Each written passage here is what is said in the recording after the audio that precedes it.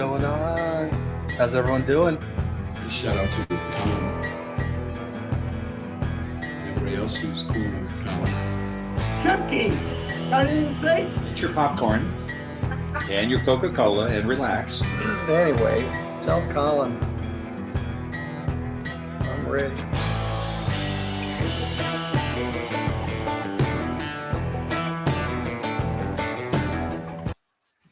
What's going on? This is Colin. How's everybody doing? I hope you're having a great day so far. Happy Friday. Happy Friday.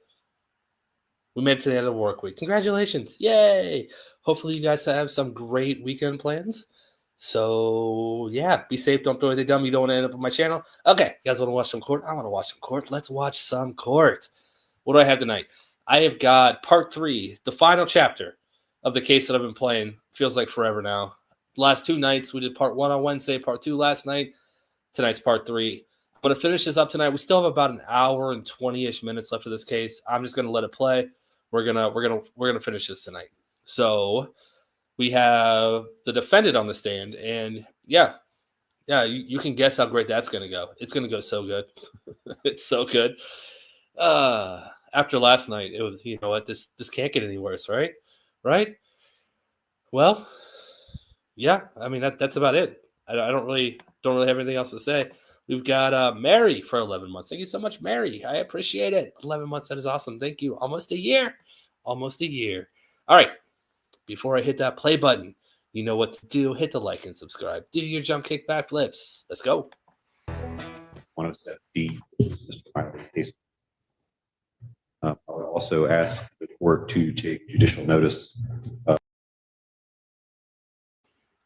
probably should fast forward the video. You don't want to watch the beginning of it. I didn't put it in the right place because I wanted the intro. We're at like 2:15. Nope, a little bit before 2:15. And all right, hold on. Wait, 10 minutes. 10 minutes. 10 minutes. 10 minutes. All right, we're good here.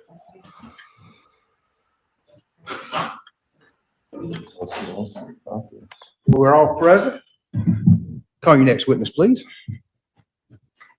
Oh, Brian Miley, Judge. Miley, if you'll come forward.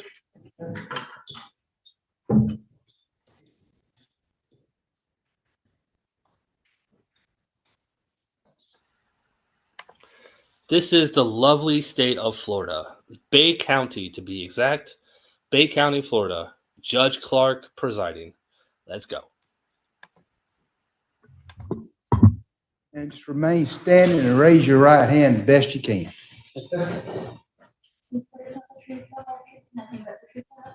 Yes, ma'am, I do. All right, you can have a seat. Yes, sir. Speak to that microphone, and you may inquire whenever you're ready. Thank you, Judge. Good morning, Brian Miley. How are you? I'm doing quite well, sir. How about yourself? All right, before we get into it, just so I don't forget Sherazad. I don't want to forget Sherazad. Thank you so much for the 16 months. I do appreciate it. Thank you. Good. Stanley Peacock represented you during the trial and prior to trial in this case. Is that correct? Yes, sir, it is. All right. I'm going to get into some discussions between the both of you. Let's start off with, did you speak to Mr. Peacock about the default locking mechanism in the Honda Civic that Cheyenne Bentley had? Yes, sir, I did mention it to him briefly. Okay, and what did you tell him? I told him that I needed him to look into it. I wasn't aware of the specifics, but that when you put the car into gear and when you drive, I was aware that the locks engaged and disengaged, but I wasn't aware of the technicalities of it. I would like him to look into it. And what did he respond? He responded in the affirmative that he would look into it. Okay. Was there a subsequent conversation on that? No, sir, he never mentioned it again. And why did you bring that fact up to Mr. Peacock? Because the child lock situation came to my attention. I became aware I was being accused of putting the child locks in the vehicle on. Okay. which was false. And how does that relate, the automatic lock to the child lock issue? The child lock issue shows premeditation to set up a robbery, which was false, whereas the locking mechanism being automatic when driving, then someone being potentially thinking they weren't able to get out of the car shows that, I mean, it's different. I don't know. It shows that, I don't know, I didn't premeditate a robbery. Okay. Yeah. Would it be fair to say it's an alternative theory as to why this door was locked and how it got locked? Yeah, it's an alternative defense, yeah. Okay. Were you aware that Sean McDuffie was willing to testify on your behalf? Yes, sir, I was. How were you made aware of that information? So I take heart medication, and in between I take heart medication for SVT, sinus ventricular tachycardia. What is that? So my heart beats too fast, and I take a beta blocker to slow it down. So How often do you take that? I take it twice daily, 25 milligrams. It's called metoprolol. In Bay County Correctional Facility, you have to go into the You're talking hallway. about the local jail. The local jail, yeah. Okay. So, And that's were you housed there during the pendency of this trial? yes, sir. Yes, sir. And this is the time period you are testifying to now, Yes, sir. prior to trial? Prior to the trial, yes, sir. Okay, go ahead. We were both housed in ADORM. And in ADORM, when you do pill call, you go out into the hallway, and we were housed in, because we have a keep separate because we're co-defendants, we're housed in two separate quads. But when you go out into the hallway for pill call, it's a glass window. We can see each other. So we were able to talk, not very often, but often enough for him to tell me that he was willing to testify on my behalf. How did he phrase it? Oh, that he was willing to tell the truth on my behalf. Okay. And having known this information, did you communicate it to your attorney? Absolutely. What did you tell him? I told him that I would like him to speak to Mr. McDuffie or his attorney on my behalf, because Mr. McDuffie told me he would testify for me. And then what did Mr. Peacock say? He said, okay, he would look into it, like he always said. And then, He never said anything again. and when did you tell him this? I believe it was close to voir dire, actually. I believe it was the week of voir dire. I told him this. The week of your voir dire for your trial? Yes, sir. If not the day of voir dire. Yeah. Shortly after, and somewhere right around voir dire. This is when I remember doing it. Did you discuss Cheyenne Bentley with your attorney? Yes, sir, I did. What did you discuss with your attorney regarding?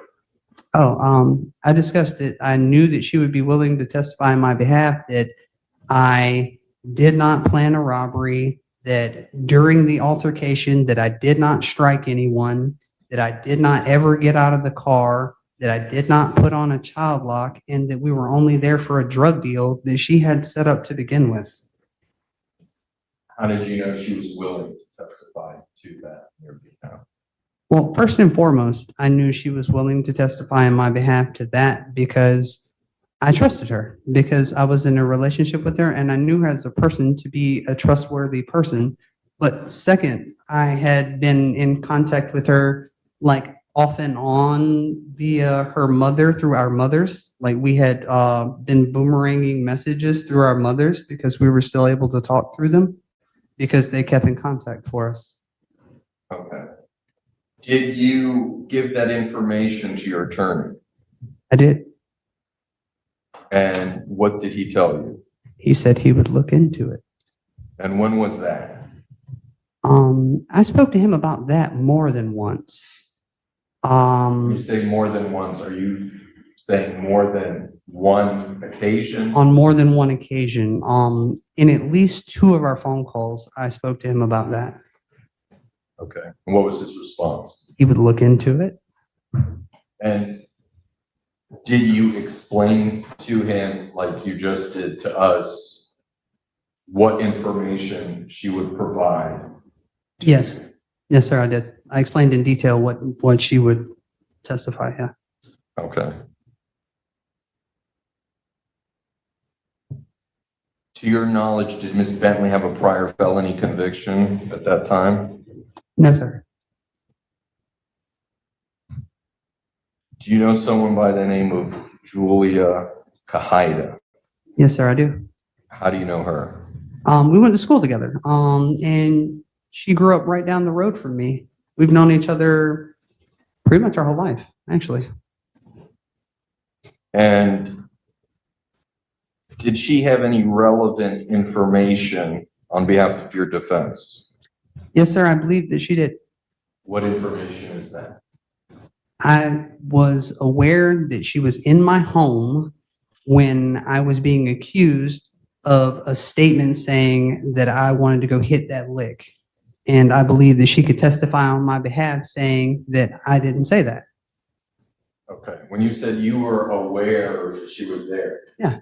You yourself were there. Yeah, I was there. She was in my home. We were hanging out. Like, we've been a few hours hanging out. And when I say aware, I mean, I was aware that she would come on my behalf. Okay. Yeah. Because it made me think I'm sorry. that someone made- else yeah. communicated to you and you weren't Third there, party. but It was sounded right third party and it sounded, yeah. off. Okay. Yeah. And did you communicate this to your lawyer? That is the first witness I communicated to him. And why did you tell him that information? Because that was the first thing that was brought to my attention of a premeditation of a robbery was the statement of hit that lick. And the first person that came to mind that would have no incentive to testify other than to tell the truth was someone that didn't have any prior felony convictions or anything like that and wasn't my co-defendant. So the first person that came to mind was someone who was in the room, Julia, namely, that would testify on my behalf. And so I mentioned her. And did you explain all of that Absolutely. that you just said to your attorney? Absolutely. And gave him the phone number. And what was his response? He would look into it. Okay. Did you give your attorney Cheyenne Bentley's phone number? I couldn't give him Cheyenne Bentley's phone number at the moment. She was in the county jail with me. Okay. I'm sure he could contact her. Did you discuss an independent act defense with your attorney? Yes, sir, I did. Tell me about that. So a few months into my incarceration in the county jail, I'm not sure, like I wasn't aware until, I started like doing research myself or attempting to do research. How were you able to do research? We have access to a law library. And I wasn't aware of that until about 3 months into my incarceration in the county jail. So it came to my attention that I could start doing my own research on my own behalf, and I started looking into legal stuff and trying to figure out stuff on my own behalf. And the Independent Act came to my attention. Now, I didn't have the opportunity to get on a computer and really research it to the extent that I wanted to, but the fact that it was a jury instruction and the fact that it fit my case came to my attention. So I brought it up and brought it to my attorney's attention, hoping that he would delve into it further. Okay, so you brought up the concept or the concept and the jury instruction? I brought up both. And what did he say? He would look into it. And was that a singular conversation? That was one singular conversation. It was one singular conversation. Okay. And no further conversations happened afterwards? He would look into it. Okay. All right. And the last issue, what was your attorney's advice regarding whether or not you should testify? So my attorney mentioned that prior felony convictions would be an issue. However, when confronted about the felony convictions, I was led to believe that the state could expound upon my charges. Now, I asked him about it, and yes, I do have 20 prior felony convictions. But when he mentioned them, he's like, man, you got a laundry list of charges. And I'm like, well, can they like talk about them? He's like, yeah, they can bring them up. But when I asked him about them, I was led to believe that they could expound upon like each and every charge, like they could really hammer me about these charges rather than actually just bring them up in the fact that I had been convicted. Let's talk about those charges. Yes, sir. Did they happen all in one day? Yes, sir, they did. So all 20 of them happened in one episode in terms of sequentially all in one night. Yes, sir. Yeah, the night of prom, actually. What happened the night of prom? Well, so after prom, How old were you? sir, How old were you? I was 17 years old. Okay. I was young. Can you imagine 20 felonies in one night, the night of prom? You're 17. Wow. I can't wait to hear this story. Wow. And dumb, Were you and charged as an adult or as a juvenile? I was, well, they held me as a juvenile first and then adjudicated me as an adult. Okay. Okay. They held me in the juvenile pod, waited until I turned 18, and then adjudicated me as an adult. So, the night of prom, after prom, a few friends and I were drinking, started riding around, hanging out, and one of the guys in the car had spray paint, started spray painting mailboxes and stop signs and stuff like that. And one thing led to another. The drunker people got, and guys like flattened a couple car tires, and it progressed from there to opening car doors and taking things out of cars, which was criminal mischief, and then burglary of a conveyance and grand thefts. And they racked up to 20 of them, and it was stupid. How many were people involved? Oh, there were four of us. There were four of us in the car, and we all caught all of the charges. And what was in how many hours?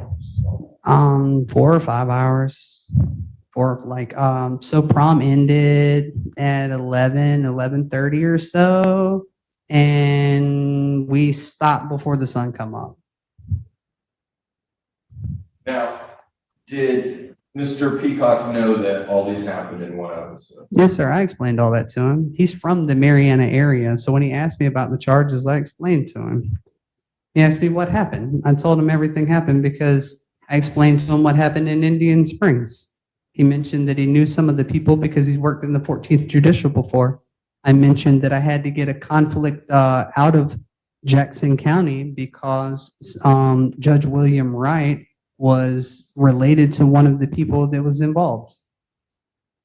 He knew. He was well aware. Did he ever explain to you that we can do an anticipatory rehabilitation by having you testify, and before the state comes out and hits you over the head saying you got 20 convictions, you can explain to the jury what you just explained to us? No, sir. He left it at laundry list of charges. Okay. And after he told you that, what was his advice to you? That I shouldn't testify, that it would be damaging. Okay. Did he ever tell you, he told you that's the con of you testifying, right? Did he ever tell you what the pro or pros of testifying would be? No, sir, he did not. Okay. Did he explain to you that if you wanted to use that independent act defense, you would have to testify in order to establish an evidentiary basis to the jury to get that jury instruction? He never mentioned the independent act again. Okay. Did he explain to you if you choose not to testify, you give up your right or your ability to assert that defense to the jury? No, sir, he did not. Had he explained to you that you are giving up the right to assert that defense, would you have chosen to testify? I would have been sitting in this chair right here. Okay. And you would have told the jury what happened that night? Absolutely, sir. All right. Tell us what happened that night. Okay. Well, on the night in question, I was hanging out with a few friends, namely Grant, Sean McDuffie, my girlfriend at the time, Cheyenne Bentley, Where was this? at my mother's apartment, and Julia Kahida. And yes, we were all using drugs. And so Cheyenne had been messaging James over the course of a few days about purchasing some pills because it was something that we were doing, purchasing pills and flipping them to cover our drug habit. And did you know James Porter's relationship to Cheyenne Bentley? I never knew the guy. My question is, did you know that they knew each other? I just knew it was her friend from school. Okay, Like further than that, no, sir. all right, go ahead. Okay. So Grant made me aware that he was trying to purchase some pills. I mentioned it to Shay. Shay mentioned that she Shay is- Cheyenne Bentley. Cheyenne mentioned that she had a guy. So Guy meaning she knew someone who had pills to sell. yes, and that's someone being James Porter. Okay. So we concluded hanging out. We got in the car, proceeded to leave. And now by we, I mean Grant, Sean, Cheyenne, and myself. Julia left. Okay. We left and proceeded to go to Panama City. What vehicle did you get into? We got in a 2010 Honda Civic. At the time, I didn't know it was a 2010. I've since learned that. Okay, Um, and who was driving? Cheyenne was driving. I was in the front passenger seat. Sean was in the back driver passenger seat, and Grant was in the seat behind me. Okay. Whose car is it? It's well, it used to be Cheyenne's mother's car, but it's Cheyenne's car. Okay. So And where were you guys going? we're going to Panama City from Mariana. Okay. Okay. To where specifically, do you know? I wasn't really aware where the guy lived. Okay, but you knew you were going to his residence. I knew we were going to his residence. Yeah. And when you got there, did you know the dynamics of how the deal was gonna happen? No, I did not. I was not aware of how the dynamics were going to play out. Did you know that Cheyenne had previously purchased pills from James Porter? Yeah, I did know that. Yeah, I knew that. I was aware of that. So I figured she had it worked out because of that. I was like, she's got it, so I'm just going along. So what happens when you arrive? Okay, so we arrive and I'm figuring, maybe she's gonna run up there and get them. She has the money from Grant already. Like we've already gone and picked up the money from the ATM and all that. So Is any of it your money? no, it's my money. Okay. We've already gone and picked up the money from the ATM. I'm figuring she's gonna run up there and grab the pills or whatever, and then we'll leave. But I guess he messaged her like, hey, you know what I'm saying? Like I'm coming out. Is there room in the car or whatever? And she's telling him, hey man, it's a packed car, but I guess we'll make room. So dude comes out and they make room or whatever in the car. How do they make room? They get out, put the backpack in the trunk and stuff, and like they rearrange, whatever, like trying to figure out who wants to sit where and all that. I'm not really concerned about it. I'm in the front seat. They figure it out. They get in the car and like they sit down. He says something about leaving. Can't really hear like he as in James. He as in James like indicates he wants to go. Like hey, like pull off. Hey, I want to leave. At this time before the car leaves, have you exited the vehicle at any point while you were at this complex? No, I'm just sitting in the front passenger seat. Okay. And when he indicates he wants Cheshire Cat, thank you so much for the gifted membership. I appreciate it. Welcome to the new member. Thank you so much, Cheshire Cat. I'm still hung up on this 20 felony thing. That's blowing my mind. I know Michigan has a one bad night act where if you commit a bunch of crimes in one night, I don't remember what you can do with it, but I feel like you get a lot of the charges dropped or something. But 20 felonies in one night. Man. They hammered him. They They were mad at that group of kids. I'm guessing all of the kids got hammered that way, but that's crazy to me. To leave. Shay, You're making a hand sign like. I'm sorry, when he's pointing Is he like, making a sign like, let's go, or he's verbally saying? oh, "Let's he's go"? doing both. He's indicating, hey, pull to the right, because we're backed in. Okay, he's indicating with his hand, hey, drive that way, like, hey, let's go, like up toward the gas station. Yeah. Say towards the gas He station. didn't, I don't remember him saying towards the gas station, but he's indicating the exit of the apartment complex, that direction. Okay. So, when Shay starts to drive away, before she drives away, she hands me the money. Okay. Now, when she hands me the money, she starts driving. We hit a speed bump, and about the exit of the apartment complex, I'm reaching over my shoulder to try to hand the money into the Okay, back you're seat. indicating your right hand going over your left shoulder? Yes, sir. Right hand over left shoulder into the back seat, attempting to hand the money. Okay, because where is James Porter? He's in the back seat behind me. Like directly behind? Yeah, like directly behind me, yes. Okay. Okay. So I'm attempting to hand him the money. And at first it's like not working out. And I'm like, because I'm having to reach. And then all of a sudden the money gets snatched out of my hand. And then just all hell breaks loose in the back seat. A fight starts happening, and it's dark because the dome light's not on and all. So I can't really tell exactly what's going on, but there's all kind of like a melee happening as we're driving, and we're already pulling out of the apartment complex, and it continues, and I'm confused because I don't really know what's going on. What are you doing during it? I'm sitting in the front seat trying to figure out what's going on, like Are you what went saying wrong. anything? No, Are you physically doing anything? no, just sitting, like lean forward, watching, trying to figure out what's going wrong here, confused at what just happened. Because I'm just here to buy some pills. I don't know what's going on. Okay. Okay. And then what happens? And then Shay pulls over at the first spot. Cheyenne pulls over at the first How spot. far is that spot from the entrance to the apartment complex? It's within sight of the apartment complex, so maybe a block and a half, 2 blocks, potentially. The first street that she could pull over that she didn't think she was going to get clipped by another car, she pulled over. And like she's just telling them to get out of the car, like stop fighting. What do you guys got going on? Get out of the car. You know, they get out of the car, and then James goes his way. You know, Sean gets back in the car, and then we leave. Did you get out of the car at that point? I never got out of the car.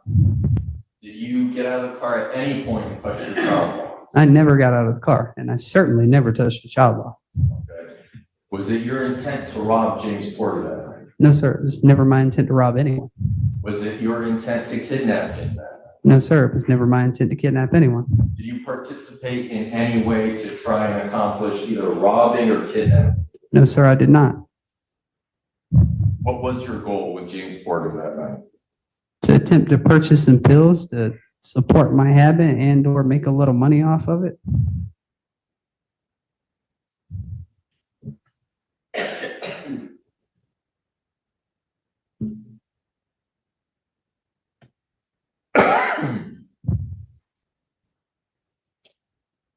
Do you recall at any point during the jury deliberation information that the jury was split on a verdict? Yes, sir. I believe at the beginning, before the jury certified question, that there was a 5-1 vote, one voting not guilty, before they certified the question to the judge about intent. Why do you think that happened? Well, first and foremost, because I have a physical copy in my legal work that says that there's a 5-1 vote. And second, because they certified the question and then were made to vote again. You have physically seen that? Yes, I have a paper along with the certified question in my legal work. Yes, sir. Is your legal work here? No, sir, it is not. It was confiscated from me. They make a practice of confiscating all legal work now for some reason. I'm not sure why.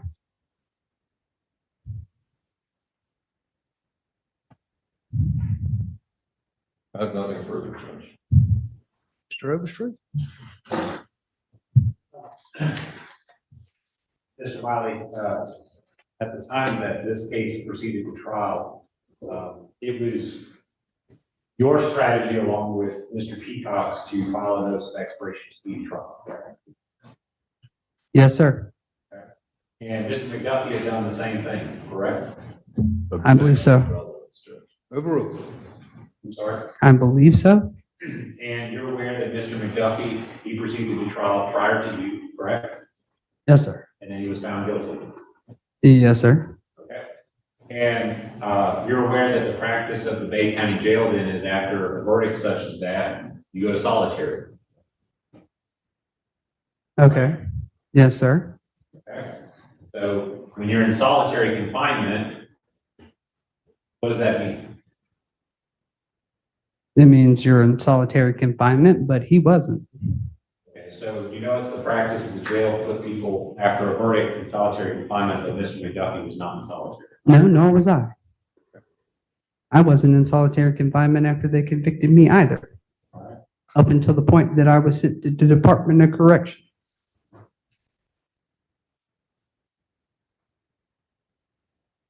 And you informed, at least you testified here, you informed Mr. Peacock that on the day of voir dire, which is jury selection, you allegedly told him that Mr. McDuffie wanted to testify. I said, and or around voir dire. Yes, sir. Because Mr. McDuffie was essentially, I believe he was convicted on.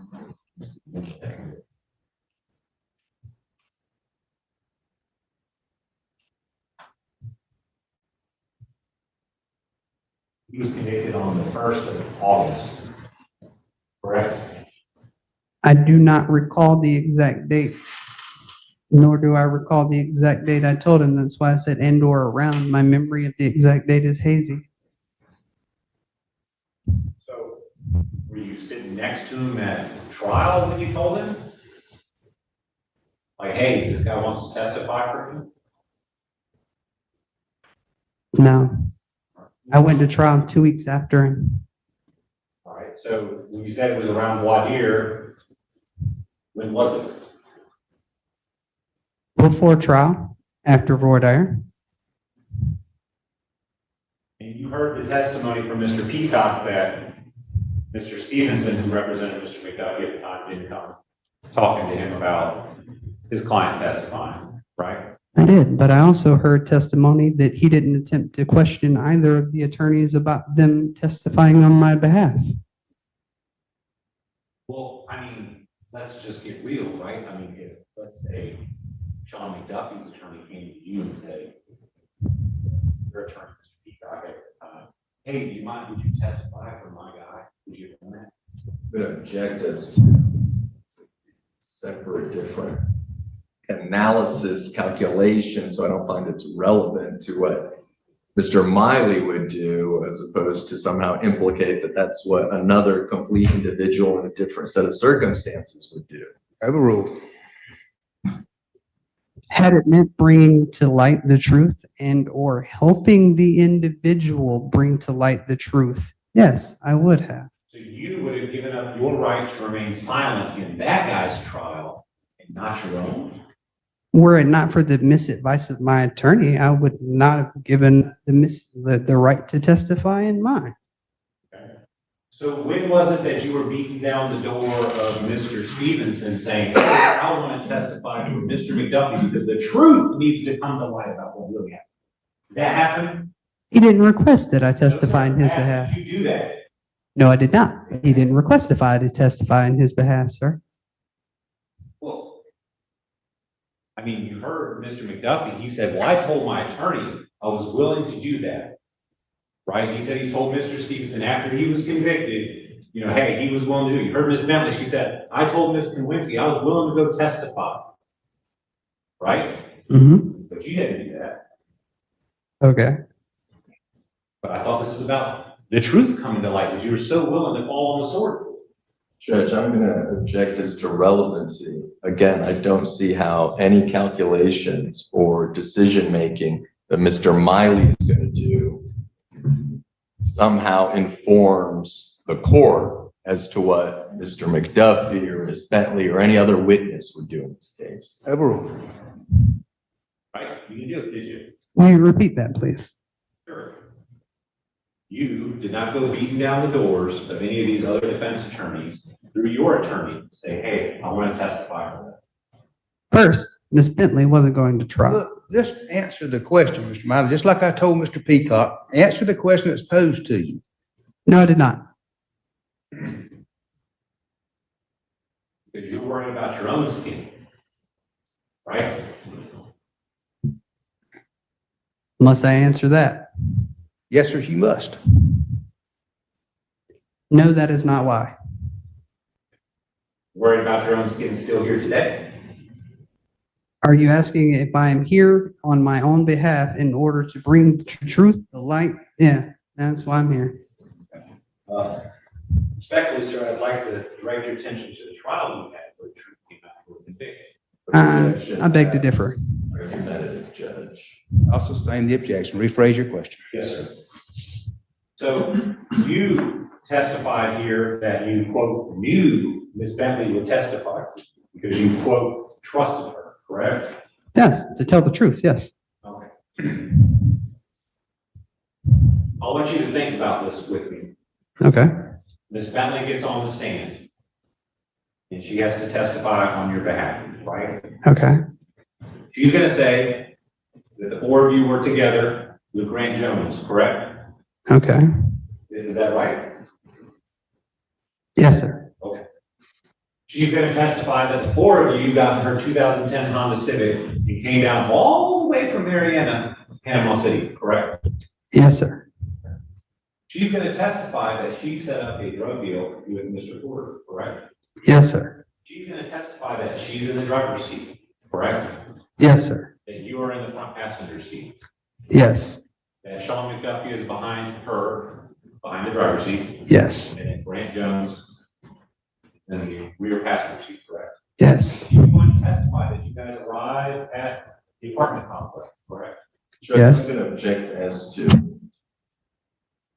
the relevancy of this line of questioning. Ms. Bentley testifies to what she's going to testify to. I think it's directly relevant as far as what she's going to testify to, and he says that he knows that she was going to, he knows, I think his test, Mr. Miley's testimony, he knows that Miss Cheyenne was going to testify, and she testifies to the truth. So I think this is and I think he said that during the direct examination also. So I think this is proper cross. So I'm going to overrule the objection and allow him to answer the questions. All right, that's one of like 7,000 objections that happened during this testimony. Anyways, Tori, I miss Judge Van, I do, and you messaging me just reminded me that I didn't call you out yet. Tori, thank you so much for becoming a new member. I appreciate it. I believe last month you were on a gifted membership, so thank you so much for turning that into your own membership. That is awesome. That's what they're designed to do, and I appreciate it. So thank you so much, Tori. Welcome to the family. She had testified that you guys showed up at the apartment complex, correct? Yes. And that Mr. Porter got in the car. Yes. Now, nobody's changed their seating positions, correct? Do what now? You're still in the front passenger seat? Yes, I am. Ms. Bentley still in the driver's seat? Yes. Mr. McDuffie is still in the rear driver's seat, right? Yes, yes. Okay, Mr. Grant Jones, he's still in the rear passenger seat. Yes. And Mr. Porter is in the middle seat, back seat, correct? Mr. Porter, the victim, he got in, he was sitting in the back middle seat, correct? Originally. Okay. That's all what Mr. Porter had to say, correct? At your trial. I do not recall exactly what his testimony was. Okay, you were there, right? Yeah, 8 years ago. You recall that was what Mr. Jones said happened, right? Up to this point, right? Everything's still the same, right? Mr. Jones also tried to say I got out of the car. What's the relevance here, sir? Mr. Miley, Yes, sir. answer the questions unless Yes, there's sir. an objection. If your attorney needs to redirect you, he can certainly redirect you. Yes, I sir. have to admonish you again. Yes, sir. Understood. So at this point, I absolutely love it when the person on the stand does the objection. What's the relevance? I love it. Phil, thank you so much for the 5 gifted memberships. I do appreciate it. Welcome to the 5 new members. Thank you so much, Phil. Also, Sparkle Poots with the 5 gifted memberships. Thank you, Sparkle. And welcome to now the 10 new members. Sparkle, Phil, you guys are both awesome. Thank you so much. stage is set, correct? All the chess pieces are in the right place, right? Yes, sir. All right, heard what Ms. Bentley would say, correct? Yes, sir.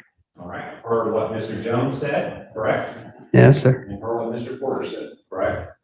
Yes, sir. All right. Now, the only place it gets different is what did Mr. Miley do with the next one, correct? What you did, Objections, mischaracterization of it. right? No, sir. Hold on, there's an objection. And I cannot hear you, sir. The objection is that's a mischaracterization of what is in dispute. Overruled. No, sir. All right, so you, in direct, you testified that Ms. Bentley would have said, and what you said was, you did nothing in the car, you just sat there while Mr. McDuffie and I guess Mr. Jones was over to town on Mr. Porter, right? No, sir. That's incorrect. I said there was a fight in the back seat. I did not indicate who the fight was between. And during the testimony of Mr. James Porter, he at one point said that I touched him, at another point said he was unsure whether I touched him. So that's in dispute as well. But what I'm saying is, you would say that you didn't do anything, right? I did not. You're saying, Yes, sir. That is what I said. I didn't do anything. Yes, sir. I'm sorry. and you would have said, you would have thought Ms. Bentley would have said the same, correct? Correct. Now. And then Mr. Porter just gets out of the car, everything's over, right? Correct. So the Bentley's on the stand. Now she gets to get cross-examined, right? Correct. How do you think those text messages were going to play out about her fleeing with you to Georgia? Talking about the cops looking for her, having a warrant, all that stuff. Prior to the police looking for her. I'm gonna make an objection that text messages, there was a dispute as to the author, who authored them, who had access to her phone. So there are some messages that are in dispute, so when the state references text messages, I think that has just broad implications, and some of them would have not even come into evidence or had a foundation or would have been disputed. Overruled. Also, the warrant could have been for the misdemeanor that she was already in trouble for. My question is, what's she got to be worried about? If she didn't do anything wrong, Potential contact with the police in general. okay, just happens. No, we were aware that they wanted to question us in general, but not necessarily what about. So what you did and what Ms. Bentley did, because you knew the police were going to want to question you, is you immediately went to the police department and said, hey, what do you want to ask me, right? Is that what happened? No, Goes into a person's right to invoke, to not have to. So this is just, I'm the only one up here. I don't know that any of these objections are appropriate, but he's the one who has filed the petition alleging ineffective assistance of counsel that these witnesses should have been called. I think the state has a right to cross-examine on what might have happened had the witness been called. Based on the direct examination and the cross-examination of Mr. Peacock, who had been the attorney to call. So I'm going to overrule the objection, answer the question. If you need Mr. Overstreet to rephrase it or to ask it again, ask him to ask it again. I've made my ruling. Have a seat. Let the witness answer the question. What my objection is, Judge. I think I know what it was. All right, please clarify that again. Right, so because you knew the police were looking for you, you and Ms. Bentley, you said, hey, police, here we are. We know you want to talk to us. We're going to talk to you. Is that what happened? No, here's what happened. Sergeant, Hold on, Mr. Miley, it's the same thing that I instructed Mr. Peacock. I know there's things you want to say. Wait till a question is being asked, okay? no, that's not what happened. No. And when the police finally did get around to talking to you, you didn't say anything either, correct? Objection. invokes his Fifth Amendment right. Well, what is he prejudiced right now by invoking? I understand that. This is not in front of a jury. That's a question that can be asked. I mean, how is he prejudiced by that question being asked? He's prejudiced because that question would never be permissible in front of a jury, correct? I understand that. This is So not, it wouldn't be listen to me, permissible in listen. front of the court because it's not a relevant factor. Overruled. It invokes his Fifth Amendment right to remain silent. Overruled. He can say that he had a Fifth Amendment right to remain silent, but it's certainly a permissible question based on the petition that's been filed. Answer the question if you can. No, no, sir, I did not, because I had the right to remain silent. You knew going into this trial that Mr. McDuffie had already been convicted, correct? Yes, You knew that who the witnesses were going to be and who would have been called in that trial, correct? will you clarify that for me? Yes, sir. You had discovery in your case, correct? Yes, sir. Okay, so you knew who the state's witnesses were going to be and who the state was going to call, correct? Yes, sir. So when Mr. McDuffie was convicted, based on those witnesses, you had some idea of what the outcome might be for your case, correct? Yes, sir. Okay. And so it was no shock to you. What I meant to say was yes, sir, but it came out, yeah, sure. Yeah, I can't, we can't pull over any further. We're already pulled over. Ah, great reference. Great reference. Oh, while I'm paused, Sparkle Poots. Thank you so much for the super chat. Oh, yes, they'll hate this attorney. Yeah, the prosecutor's really getting under everyone's nerves. The defense attorney's not too much better, though. But yeah, they're, I still don't know what it is they're going to get out of this case. I don't know what the outcome is. They're going to find that he didn't commit these crimes. They're going to release him. I don't know what the outcome is. I don't know what it's supposed to be. What is the goal here? It sounds like they're just relitigating the trial with the facts that they're putting on the record. When the trial occurred, who testified and what the testimony was going to be in that case, correct?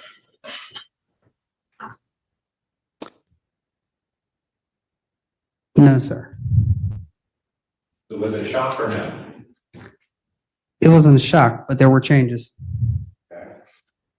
You realize that what someone can say in one trial might be different than what someone can say in another trial based on rules of evidence. That in theory. Don't tell me how to live, Jedi. I'll read the super chat whenever I want to. That being said, thank you so much for the super chat, Jedi. Read the super chat right about meow. Cheshire card. What's in your wallet? Case, yes. All right. So getting back to, we talked about Ms. Bentley. We talked about her testimony. We heard from Mr. McDuffie. Let's just say he lays out all the same things that you and Ms. Bentley had to say. You know the jury's going to hear about his felony convictions, correct? Yes, sir. They're going to see him, correct? Yes, sir. You saw him what he looked like today. Did he look like that back then? No, sir. What changed between now and then? Quite a few tattoos. Okay, but did he have tattoos back then? Not significant enough, no, sir. Check just the relevancy of what the person, witness looks like. And I'll just speak to that, Your Honor, because importantly today, he's covered in face tattoos. He didn't have all those back then, but he did have a number. Hey, Uncle Dan, I know in 2 minutes from now you're about to drop a super chat, so I'm going to say thank you 2 minutes in advance. You are awesome. Thank you so much for that. Dan, you are awesome. I can't wait for that super chat to come across. MB, right about meow. Funk Soul Brother. Thank you so much, MB. I do appreciate it. And we're about 90 seconds from Dan's super chat coming across. Watch. I'm telling you, 90 seconds is going to come across. Tattoos on his body. And, you know, jurors, at least in our area, do that rather negatively. I'll overrule the objection. So they're going to have seen him, but more importantly, they're going to have heard from him, right? Right? Yes, sir. Okay. And so I believe he had something like 12 felony convictions. Does that sound right? I'm unsure how many. Well, I submit to you had 12 certified felony convictions. So they heard you were hanging out with a 12-time felon, right? Yes, sir. Okay. And that y'all were gonna go and buy pills, correct? Yes, sir. Now, they also heard he got convicted just a week earlier. You believe that they heard that? Yes, sir. Okay. Then you're gonna get on the stand and you're gonna say, how many time felon are you? 20, sir. Do you see why someone like Mr. Peacock might not want to put a 12-time felon on the stand? Objection calls for speculation.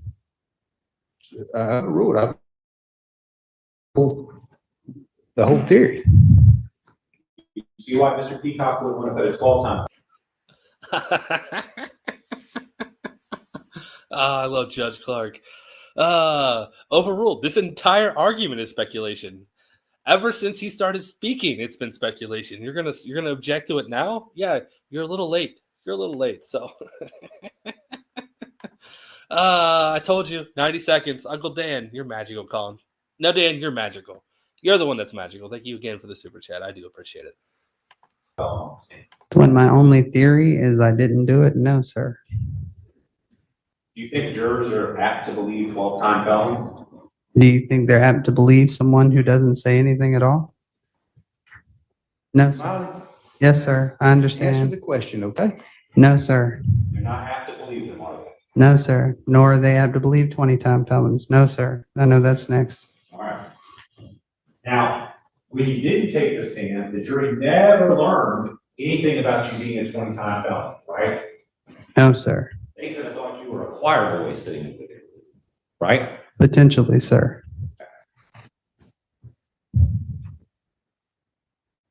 And at trial, this court had a colloquy with you. You recall that?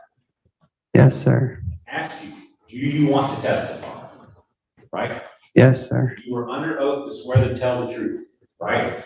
Yes, sir. You told the court, no, I do not want to testify. Is that correct? Yes, sir. And he asked you, did you talk to your attorney about this decision, right? Yes, sir.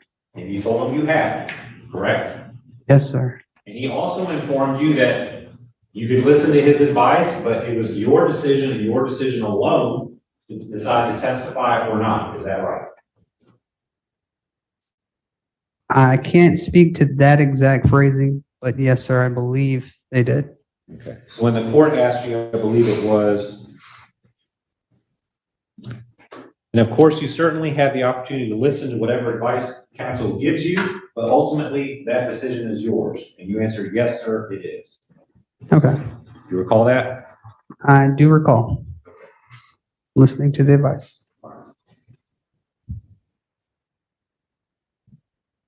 And you heard Mr. Peacock here today say, you know, the jury was never even going to find out what your felony convictions were for, correct? Yes, sir. I heard him say that today. Okay. But today, which is a little bit different than what's in the petition, you now state you wanted to preempt that 20 felony convictions by actually explaining to the jury what they were. I'm aware that you can do that now. Okay. But in your petition, what you claimed was he had misadvised and said, No, Rob, I got you. You're worth a pause. And I don't know. Whenever you come into the room, you know how I know you're here? Here, I'll tell you exactly how I know you're here, Rob. First, Jedi. Hey, Rob. Thanks, Jedi, for the super chat. Darina. Hey, Rob. See, Darina, thank you for the super chat. And then Sparkle Poots. Double late fee because, well, it's Rob. Yeah. I don't even have to pay attention to the chat. I can see when Rob joins the room. Thank you, ladies, for the super chats. I appreciate it. And just for that, I'll do another one. Hey, Rob. I know it doesn't ring the same when I do it, but I feel like I have to when the super chat. Anyways, Rob, this is a post-conviction hearing.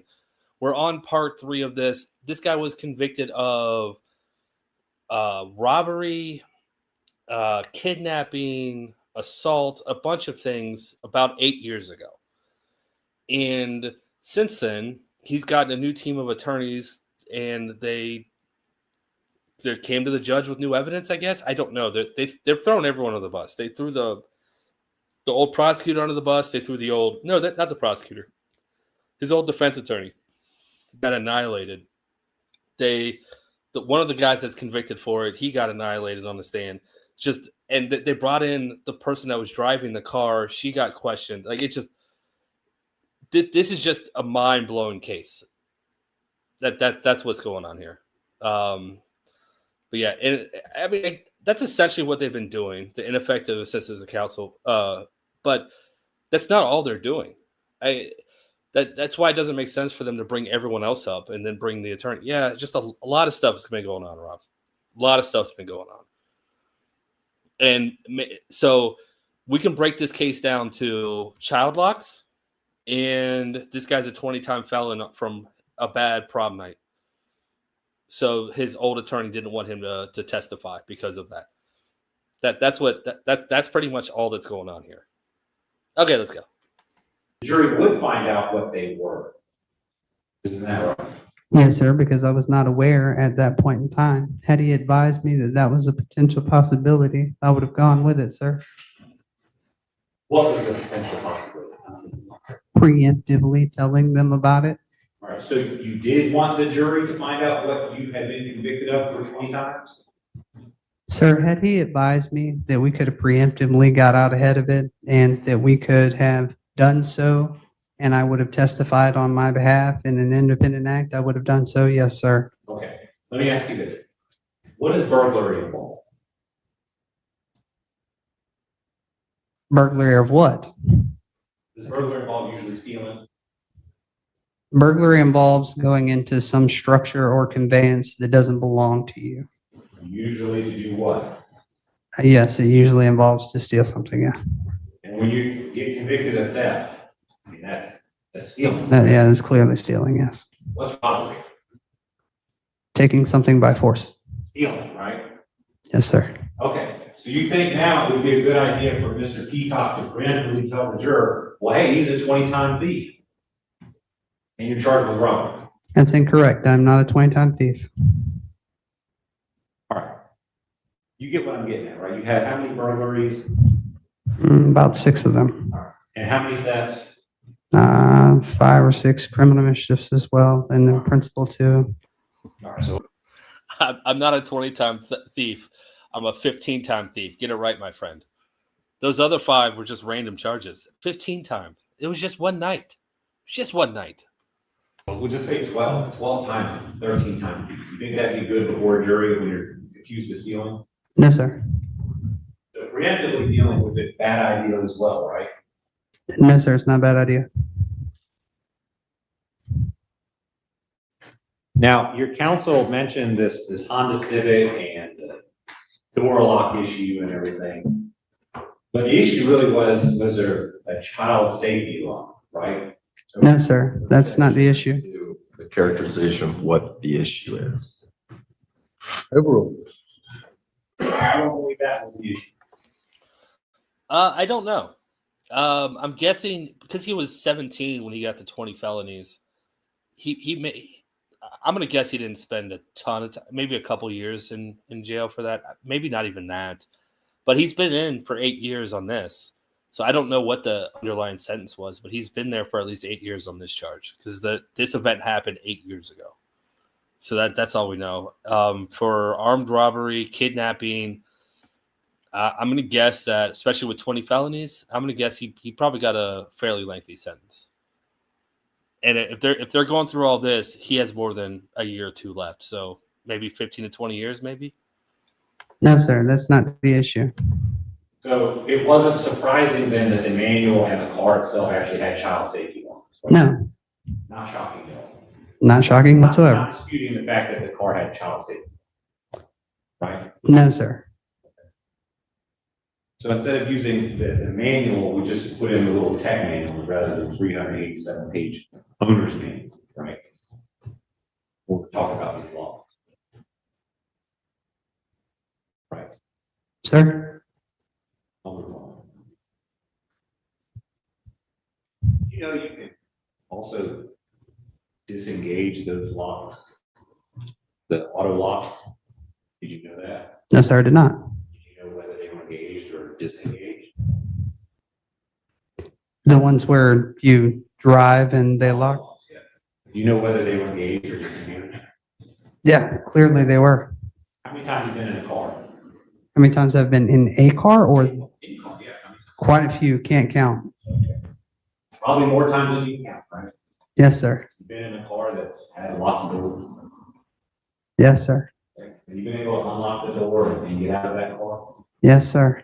Okay. Did it take rocket science to get out of it? No, sir. Some were more difficult than others, though.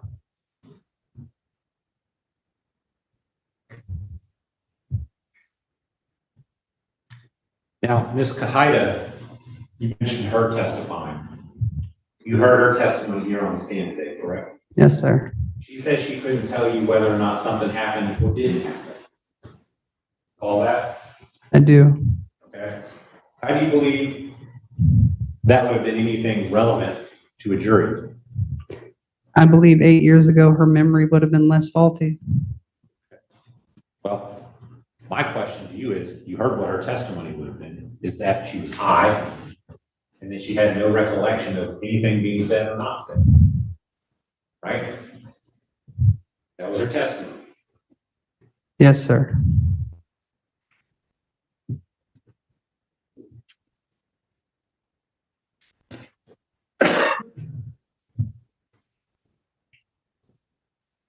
And so I want to leave us with the last part of this, which is the independent act instruction. You, as you sit here today, are you telling this court that you are under the impression that you would have had to testify in order to get this instruction? Yes, sir. Why do you think you would have had to testify in order to get this instruction? The only way to present evidence that I did not do anything other than what I set out to do, which is a drug deal, set aside from what I got accused of, which is kidnapping and robbery, would have been to testify on my own behalf that I did not preemptively plan a robbery and or a kidnapping. Whether you preemptively. Yeah, Matt, they brought that up. I don't remember if it was the first video or the second one, but they said that once the car is going over, I don't remember what they said, 8 miles per hour, it automatically engages the child locks. So that was part of the defense. They said that they didn't do that intentionally. So that's why they were kind of arguing about the kidnapping. So that's why they were saying they kidnapped the guy, is they engaged the child lock so he couldn't get out. And the defense was saying, like, all he had to do was flip the lock. He just had to flip the lock. He could have got out. They just automatically lock once you hit 7, 8 miles per hour. So that's what their argument against the kidnapping charge was. Which, yeah, I don't know if I buy that. I mean, when you say child lock, it's a little like flip switch that you have on the inside of the door, right? That makes it impossible to open from the inside, kind of like the police cars have. That's what I think of when I think of child locks, not the automatic locks for just, when the car's driving or in park. You planned it or not, the fact that you took part in it. No, I didn't do either one. Okay. All right. So let's fast forward then. Okay. Yes, sir. You have testified.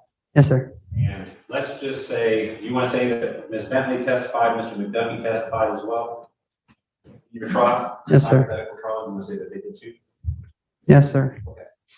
Let's say that Mr. Peacock asked for this independent act inspection, and you got it in front of the jury. Yes, sir. You really think the jury would have believed you, a 20-time felon, your buddy McDuffie, a 12-time felon, and Cheyenne Bentley, the other co-defendant, who was talking about getting out of town because they were going to have warrants for her arrest? Oh, and by the way, Mr. McDuffie has just been convicted of the same crime.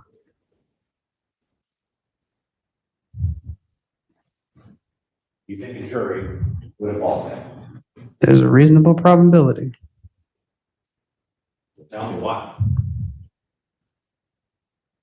What would have made them believe the 20-time felon, the 12-time felon just convicted your girlfriend who was trying to flee from the cops? Sir, I believe that would lead me to speculate. Can you redirect? Yes. Do you have any plea offer in this case? No, sir, I never had a plea offer. Okay. So the state, in your case, never gave you an offer. No, sir. Do you know what Grant Jones looks like? Yes, sir, I do. Can I show you a picture and let me know if that's what he looks like? Yes, sir. That is Grant Sinclair Jones. A fair and accurate depiction of the way he looked at the time of trial. Yes, sir, it is. All right. Face tattoos and all. I'd like to show this picture to the court.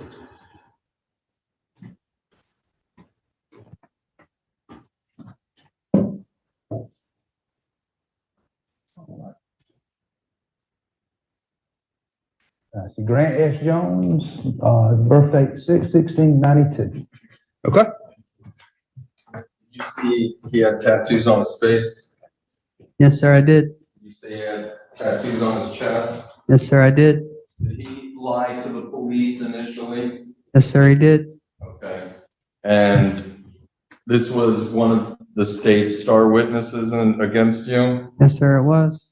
Okay. And then he ended up pleading to an accessory after the fact, the change in charge, Yes, sir, he did. and he got a probationary offer. Yes, sir, he did. After, Do you think that would have impacted the jury, all that information? I believe it would have. Did Mr. Porter lie to the police initially? Yes, sir, he did. Okay. Did he tell the police that he was grabbed from the residence while he was taking out his trash, thrown into a car, and kidnapped and robbed? Yes, sir, he did. And I believe originally he stated that Grant Sinclair Jones was the man that beat and robbed him and shoved his ID in his mouth and pushed him out of the car. Okay. So the co-defendant that testified against you is the one the victim says physically took his driver's license and put it down his mouth. Yeah, the one with the 18-month probationary deal. Yes, Okay. sir. And then it was not until Cheyenne Bentley made a statement to the police till Mr. Porter changed his story. Is that correct? Yes, sir, the first time he changed his story. All right. Did he change it again? Oh, yes, sir. Okay. What did he change after that as well? Well, he went from being kidnapped and robbed while taking out the trash to admitting he was selling pills to admitting he was selling pills, and then he ended up getting in the car, and he just kept changing his story. So would it be fair to say that everyone involved had a history of lying? Yes, sir. No one was smelling like roses here. No, sir.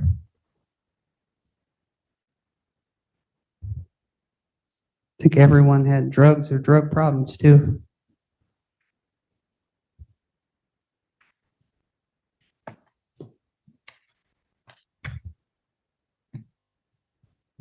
And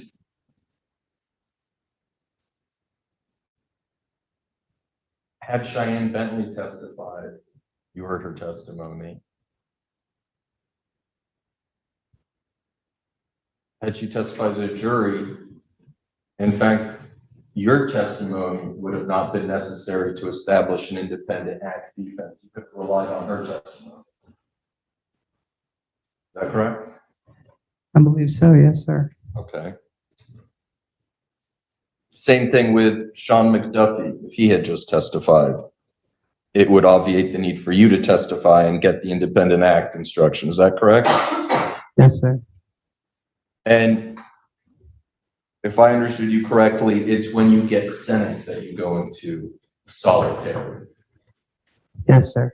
not upon Conviction. conviction. Yes, sir.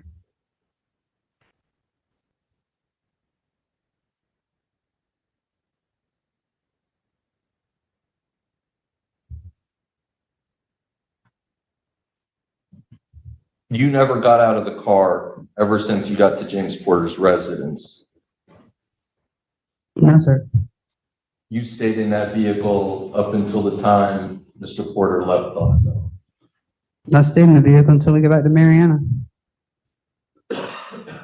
You never laid hands on him.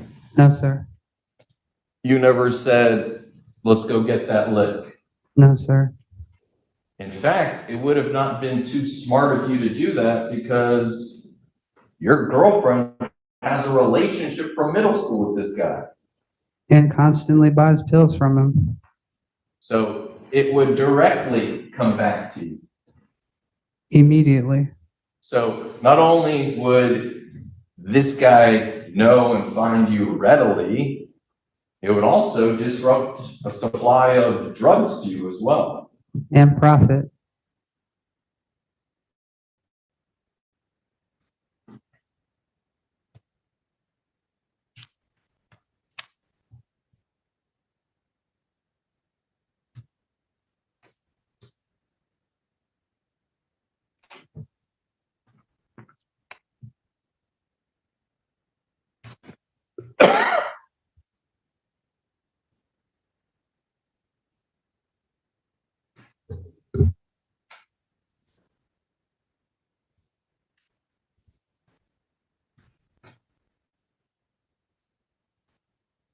Would it be fair to say that you relied on the advice of your counsel and his instruction and his assessment in your case, and that's what you relied on to proceed? Yes, sir. What's the highest you've been to school? I couldn't hear you over that, sir. What's the highest you've been to school? Highest grade? I got my GED in prison. Okay, so prior to that, what level, what grade did you? 10th grade. I was a sophomore when I dropped out. Did you finish 10th grade? No, sir. So 9th would have been the. Yes, sir. Yes, sir. Why didn't you finish school? Drug addiction. And I had health complications. I had a cancerous tumor in my right ear that they cut out, and through my rehabilitation, I got behind in school and they failed me my freshman year, and I got frustrated with it. And then the pain from it, I started getting addicted to drugs, and then I got frustrated with it and I gave up. I dropped out of school. All right, I do kind of sympathize for him there. I didn't have a tumor in my right ear, but I had major surgery in my right ear. I did a lot younger than him, but I missed a year of school because of it. But I mean, I don't know. I was 6. I was able to come back from it. So I do sympathize a little bit, but not really. That doesn't excuse a 20 felony prom night. Which, how does that make sense? So you weren't at school and you went to prom? I mean, I don't know how Florida works, but prom is juniors and seniors. It wouldn't be freshmen or sophomores unless you're invited. Anyways, let's move on.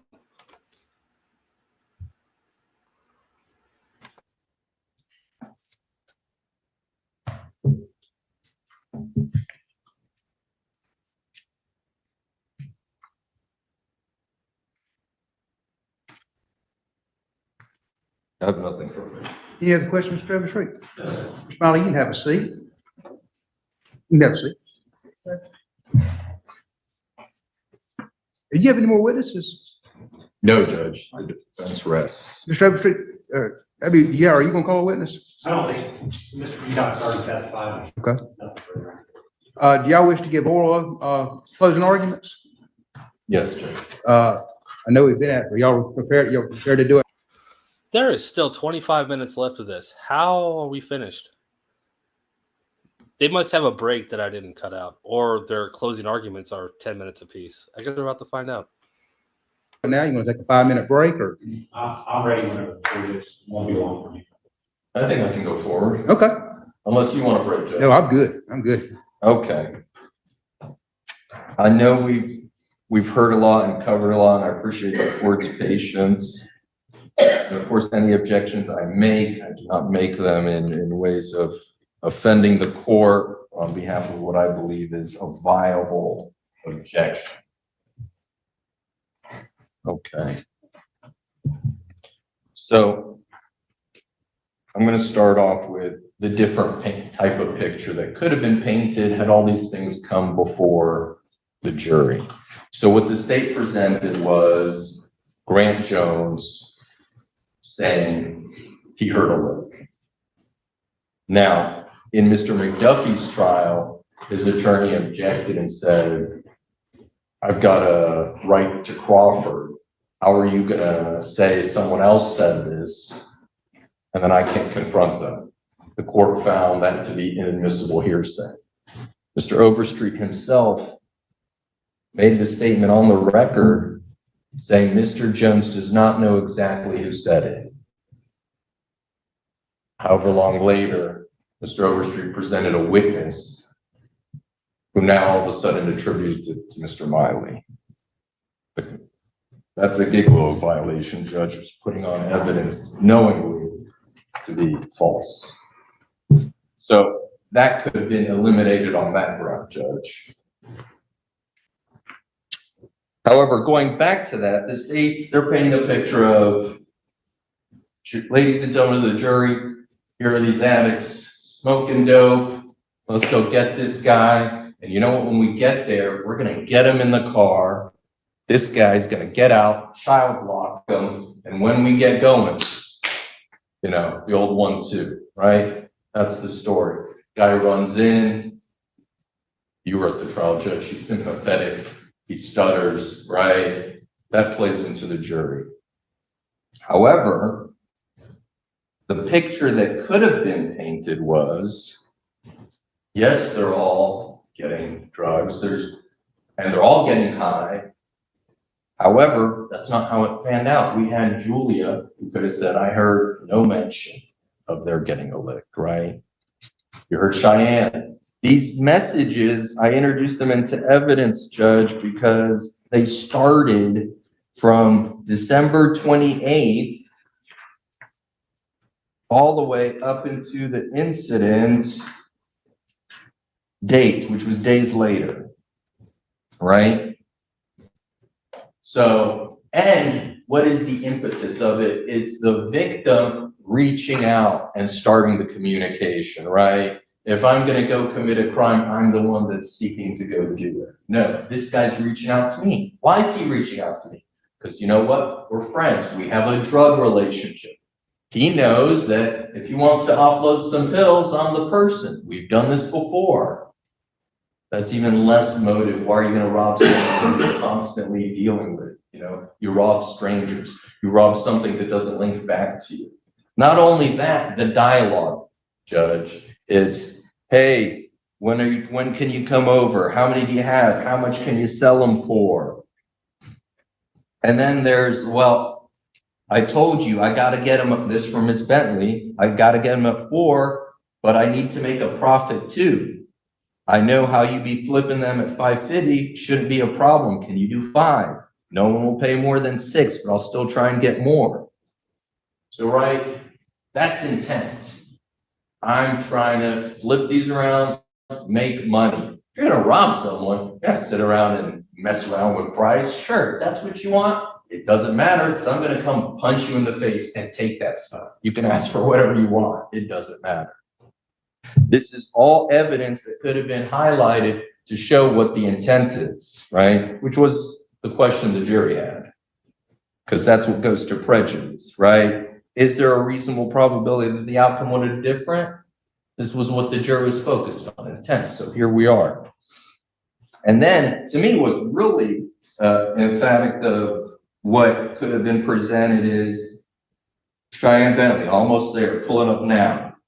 Mr. Porter's response in the last response, room in the car, question mark, that you backing in, question mark. He wants to get in the car, right? So the state's painting the picture. These guys are so down for this crime that they're going to child lock this guy. That wasn't the plan. This guy made the plan to come in the car. These other dudes don't want some other dude in the back, all up on each other in the back of some cramped foreign compact. No one wants to get in the ride and do that. This guy is paranoid. always want to do the deal in the public. Let's do in the car. Hey, let's go down the gas station. So, we're doing on the road. So we blend in. And he even says, let's switch seats. I don't want to sit in the center. Why doesn't he want to sit in the center? Because you're vulnerable in the center, right? So James Porter has him says, I will sit on the outside. I don't want to be squeezed between two guys I don't know. They get driving. Mr. Miley gives them the money. No one even disputes that part, right? He's giving him the money. Why even pretend to give him the money if you're going to rob him? Just punch him in the face and take that stuff. Why go with the charade, right? But he says he snatched the money out of him. That's what the victim says. And that's when Mr. McDuffie testifies. He was acting all weird. I laid hands on him. So here's Mr. McDuffie.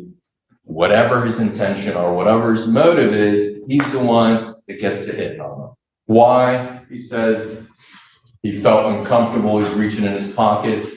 If it's to rob him, it's what's to do ever. That's someone in the car independently acting and what anyone else decided to do. And all the facts show that they had nothing to do with that. However, you need to show all these facts, right? And that was the burden of the defense.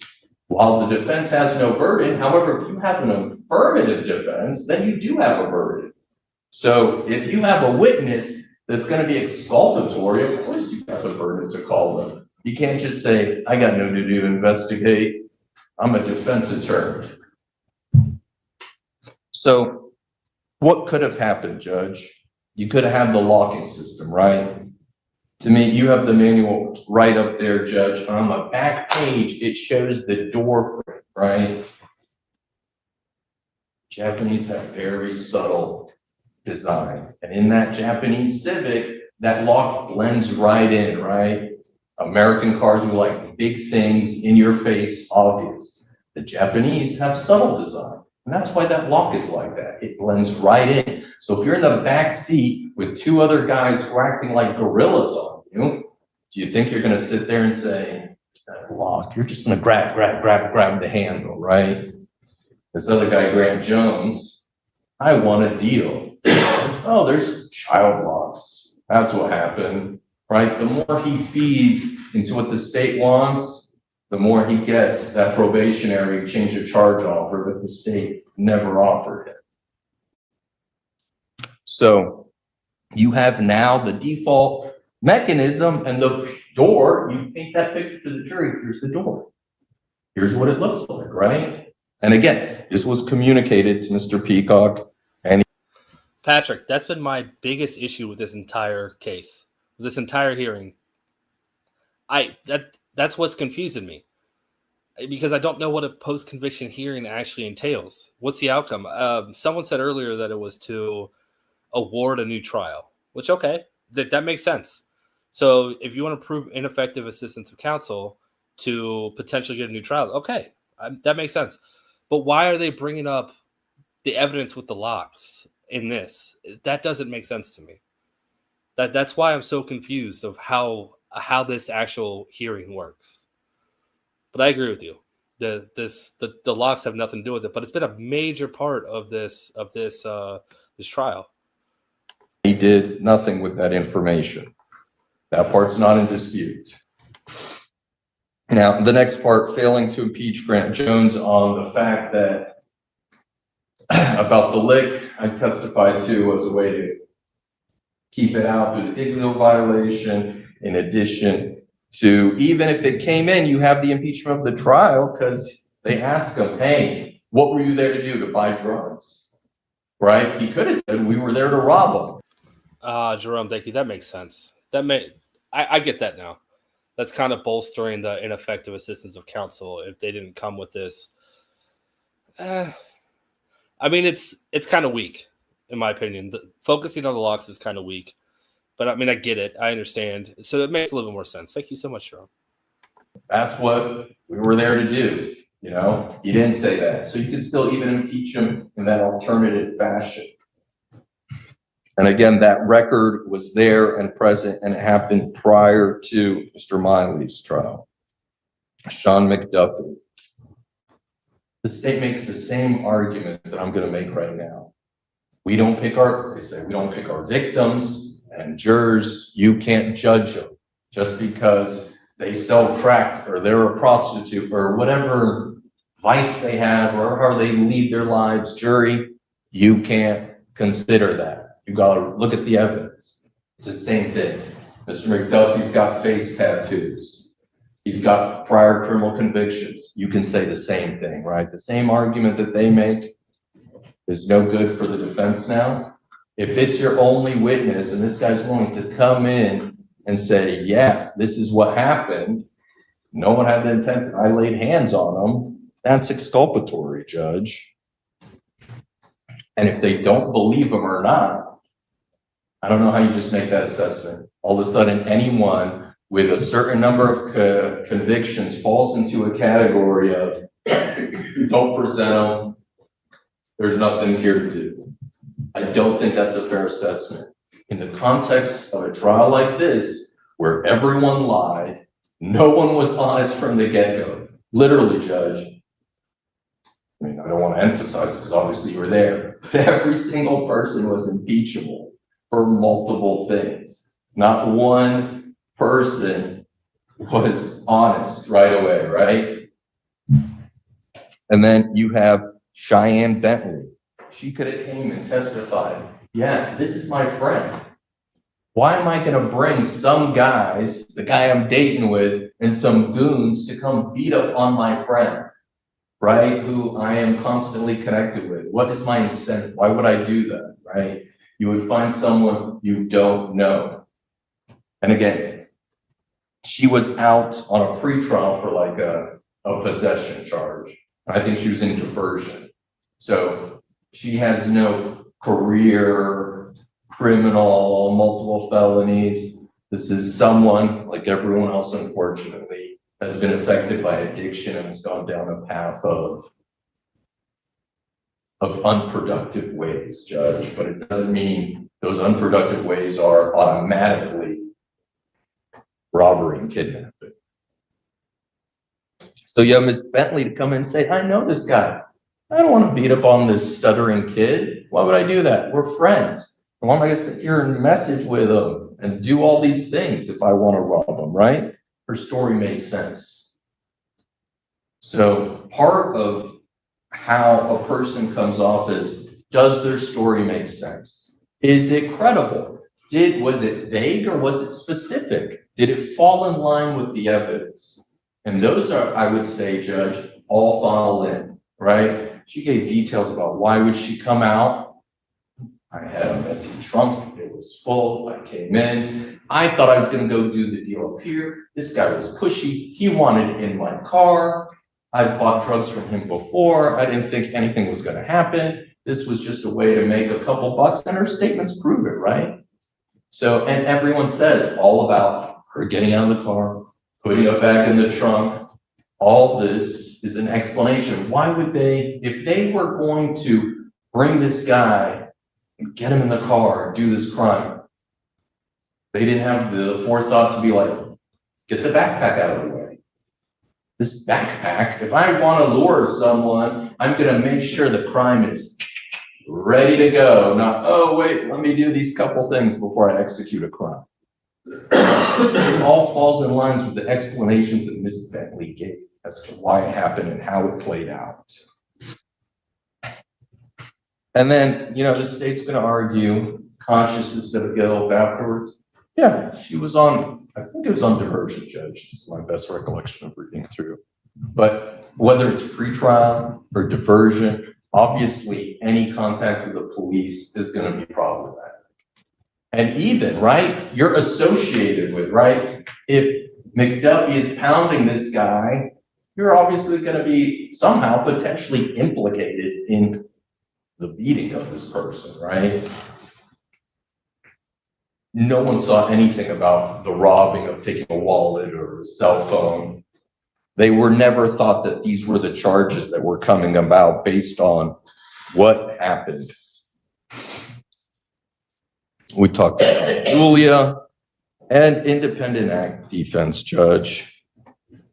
The case law we've cited is if the only way you can establish a defense for your client, no matter how many convictions they have, you need to tell them, I cannot give this instruction or argue this to the jury unless you testify, right?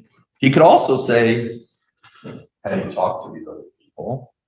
Listen, I can do it through you, but you got 20 convictions, but I can do it through your co-defendants, right? I can do it through Cheyenne. I can do it with Sean. Then that's a productive, meaningful conversation. But I would submit to the court, there was no evidence that his attorney understood independent act defense. So if he didn't understand it, how's he going to explain it to him? And how's Mr. Miley then going to make an informed decision about it? There's nowhere in the record that he was told, you need to testify in order to assert this defense. And I will again point out to the court that his attorney argued it on page 218. So it's not that it was, not something apparent, but it was something that he was obviously at his disposal when he starts from line 20. We got a drug dealer that snatched some money out of the hand of one party, and somebody else in the ballgame decided to take it under their own power and their own control, and it got out of hand. So he's saying, we had a drug deal, someone else started laying their hands on their own, right? They acted on their own.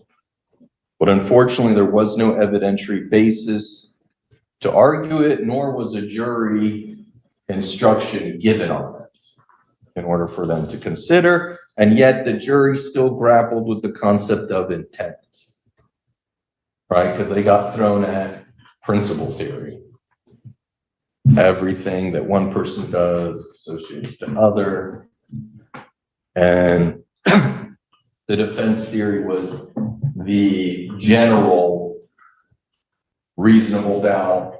That's not credible. Jury, we don't know anything.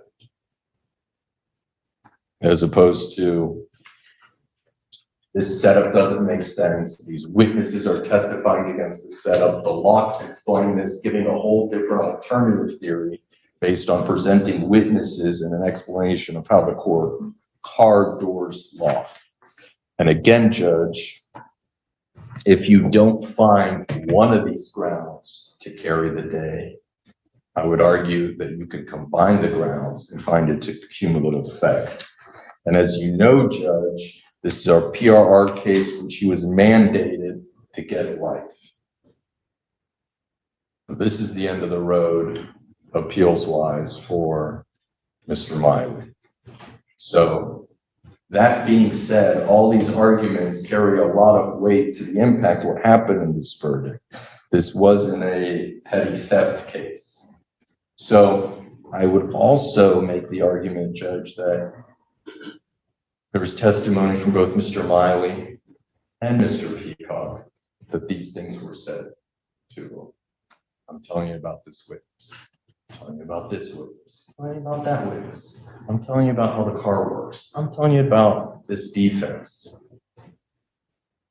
His trial attorney didn't testify to any furtherance in the investigation, in the explanation of any of those things. And I would say it's clear from the record that nothing was done by his attorney on his behalf in order to investigate those matters. So then the question really becomes, what the state's, I assume, going to argue is that, Judge, there's no prejudice. Which again, I would argue, of course there's prejudice. There's a whole alternative defense painting picture that could have been done for these witnesses. And just because they had...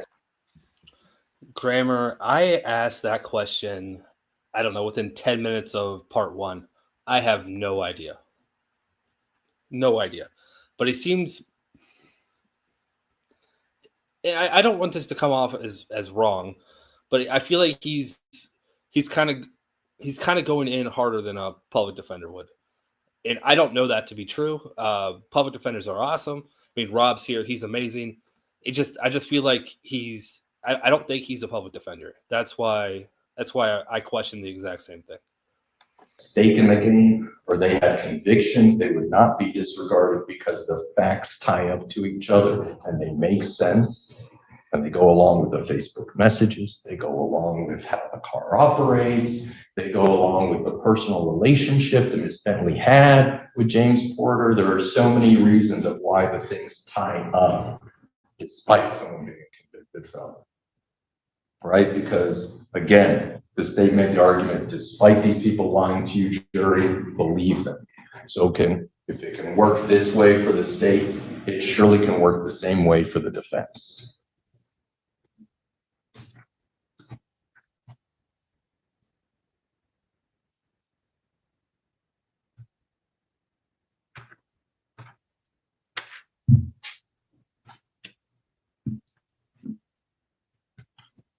Thank you, Judge. Thank you. Mr. Overstreet? Today is not a retrial or what could have been. This is a 3850 hearing. So it's a condition hearing where there are two things that need to be shown. There's a two-pronged test under Strickland v. Washington.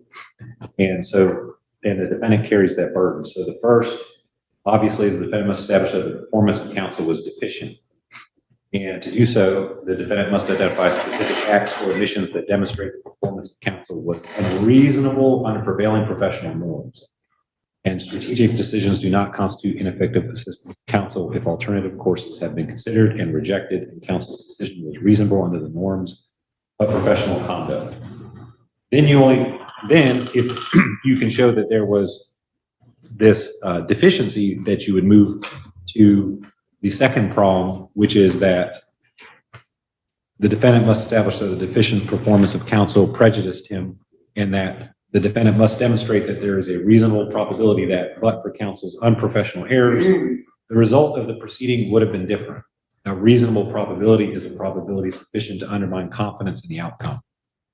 Well, the interesting thing about this case is there was another jury that heard the same facts and the same witnesses. They came to the same conclusion with Mr. McDuffie. That right there gives the court, I can imagine, confidence in the outcome that had occurred with Mr. Miley. I'll point also to the defendant's motion for post-conviction relief in round 2. The claim originally, at least what was written in there, was that Mr. Peacock had misadvised the defendant on how the state was going to be able to use those prior convictions.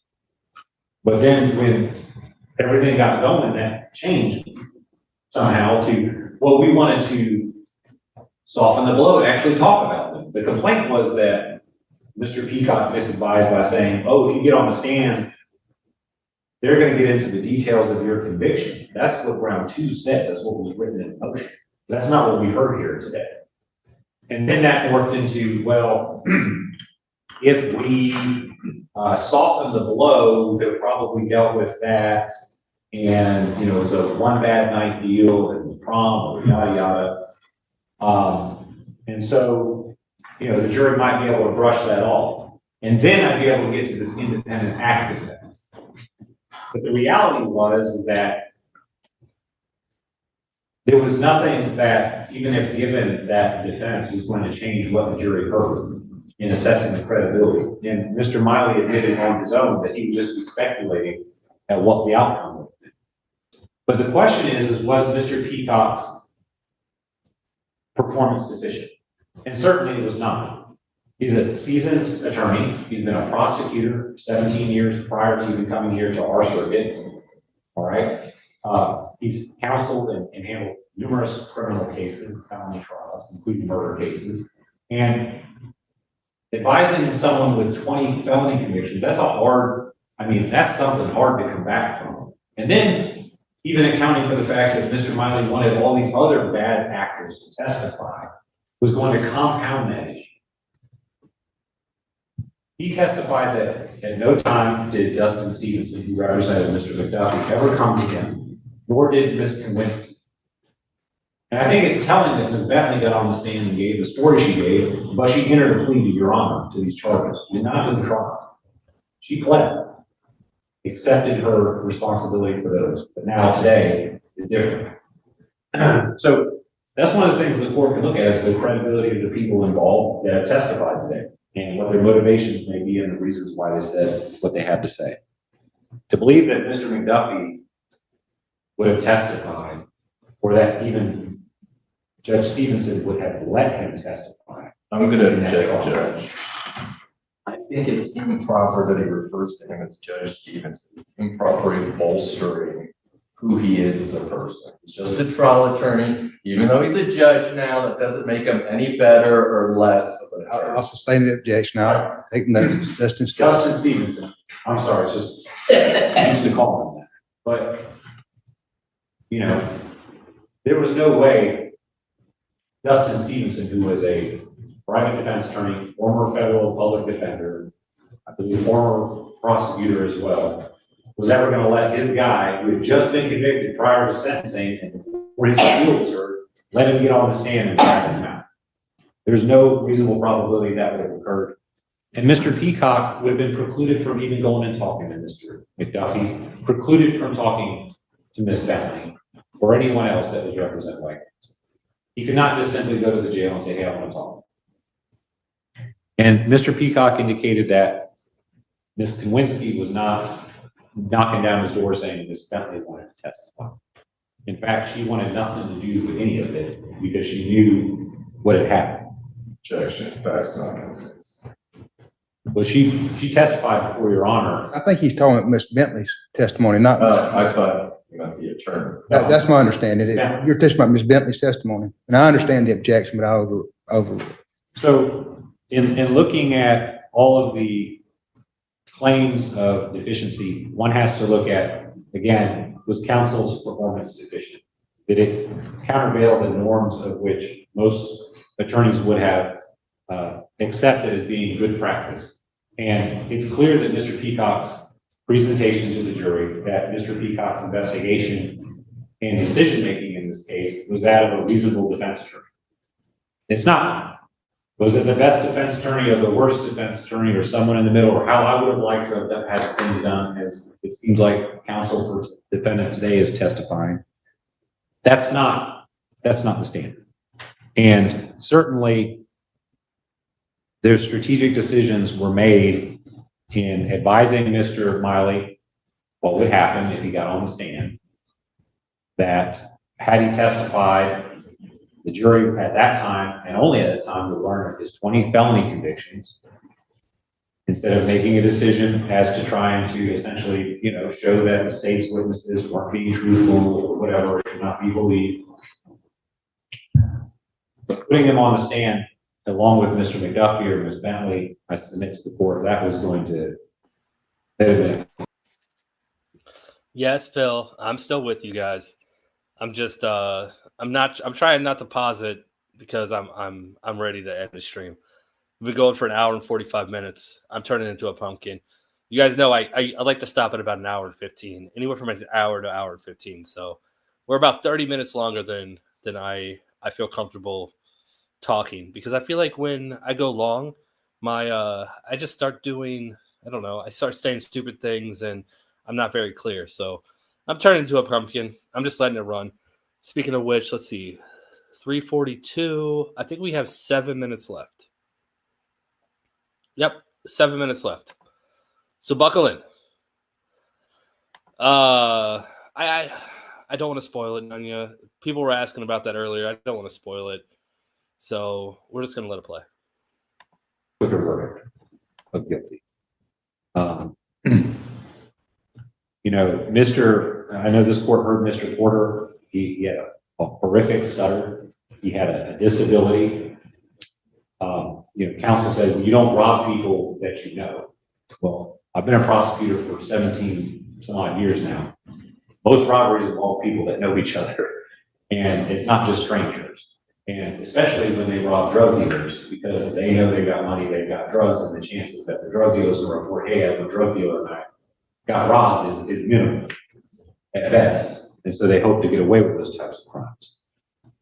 So, that's just, kind of a silly argument to make. But the reality is that what the court has to be focused on is, were these strategic decisions made by Mr. Peacock, and did they countervail that of a reasonable attorney?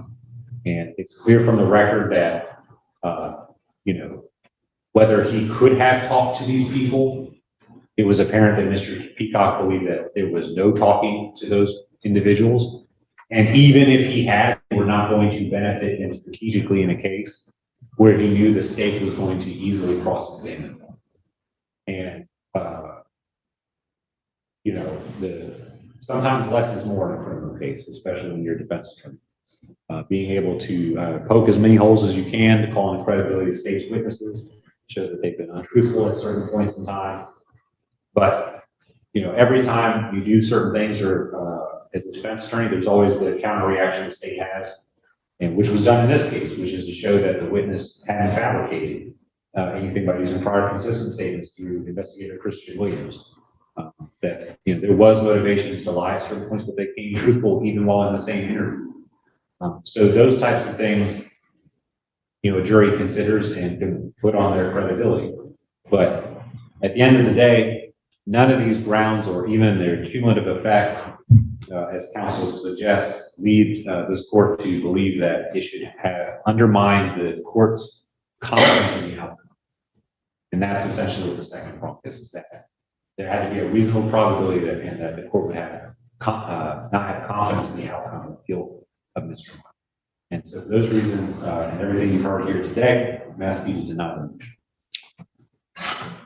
Thank you, Judge. Briefly, I know we've been long, and I apologize to everyone in the court staff that we cut through lunch and we're here. Very brief. Thank you. State made argument about, well, McDuffie had the same thing.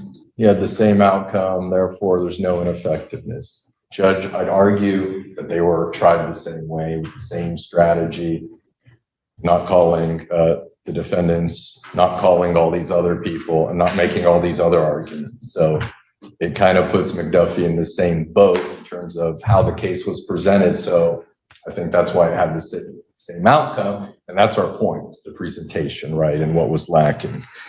So I think that argument inures to the defense. And when, Mr. Overstreet argues, well, trial counsel has a lot of experience, with all due respect, you can still be inexperienced and make mistakes and be ineffective, right? I can be ineffective now, and I've been practicing 20 years. Experience does not cover. Oh, shut up. He's trying to kiss Mr. Peacock's ass right now, and I'm not for it. You threw that man under the bus for the last 4 hours, and now you're trying to be all political on him. No one's going to buy that. Stop it. Ineffectiveness, Judge. And again, Mr. Miley told trial counsel the witnesses, and he didn't do anything about it, right? It's not that, oh, my client told me about these witnesses, but their attorneys never approached me, so I didn't do anything, right? Once your client advises you of potential exculpatory witnesses, it then becomes your obligation to investigate them. And then when you investigate them as a product of your investigation, then you can reach the level of a strategic decision and weigh the pros and cons. You cannot at the outset do nothing with the information you're given and then register that as strategic. And just make the assumption that, oh, Mr. Stevenson would have never let him testify. That's not the calculation, right?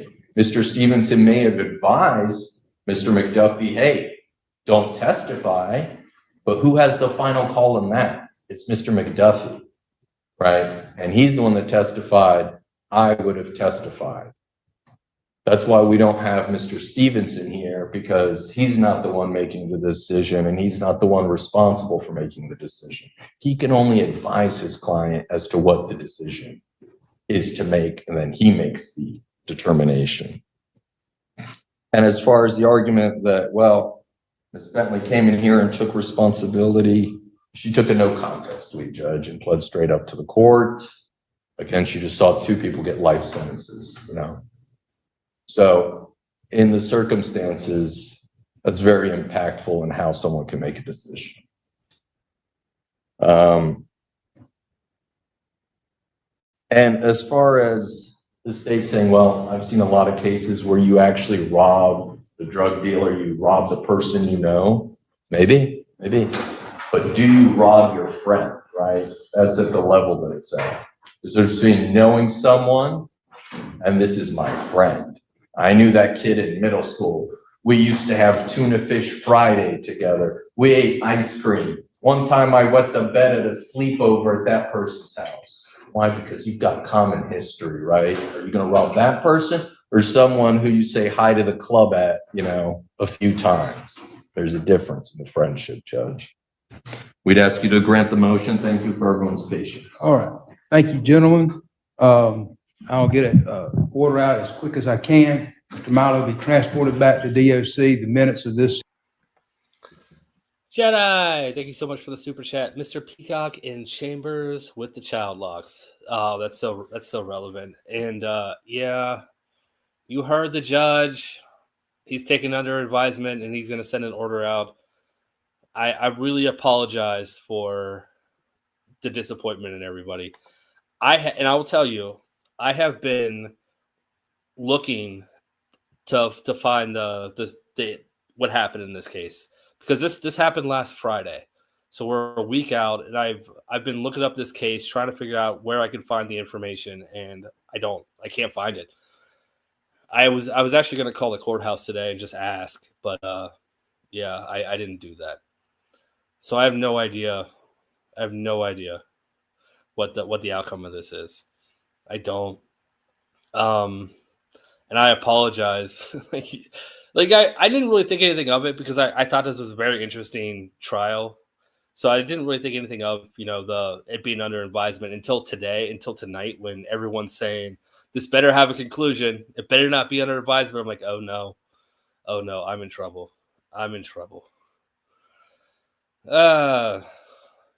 Yeah. Tori, you're not leaving. We have too much fun here. I will still try to find the answer, and I will post it I'll just post it, because at this point we're not going to get it on video. It's going to be just a screenshot of something. So I'll post it on my community page. So we'll figure it out. I didn't shit the bed. This was a very interesting case. This was very interesting. If it wasn't interesting, I wouldn't have played it. It's just, that's how a lot of hearings, that's how a lot of things happen, is it goes under advisement and we don't see the answers. Would you rather me just not played it? I could have done that, but I was very fascinated with this case and I wanted to see it. I'm in the same boat as you guys. I'm disappointed as well. All right. Well, that's it. That's all I got tonight, guys. I do have some news. I will be streaming tomorrow night.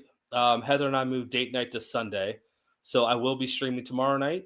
So I hope to see you guys tomorrow, because I'll be off Sunday. So yeah, thank you so much. And thank you guys for the super chats, the gifted memberships, the membership milestones. You guys are awesome. And as always, thank you to mods for all your hard work. You guys are awesome. Everybody, thank you. I will see you guys tomorrow night with cases that actually have conclusions. So I'm not shitting the bed. All right, you guys are awesome. Oh, you know what? No, I'm not going to rate anybody. I'm tired. I'm just going to let it play out. There's a bunch of people. I think Booze and Body Cam's on, Lone Wolf's on. You guys can go hang out with one of them, but I'm just going to let it play out. Have a great night. See you guys tomorrow night. Hearing should suffice for that. We won't need an order of transport. So I'll get it out as quick as I can. Everyone have a safe trip home. Thank you, Judge. Have a good weekend. Thank you, Mr. Owens.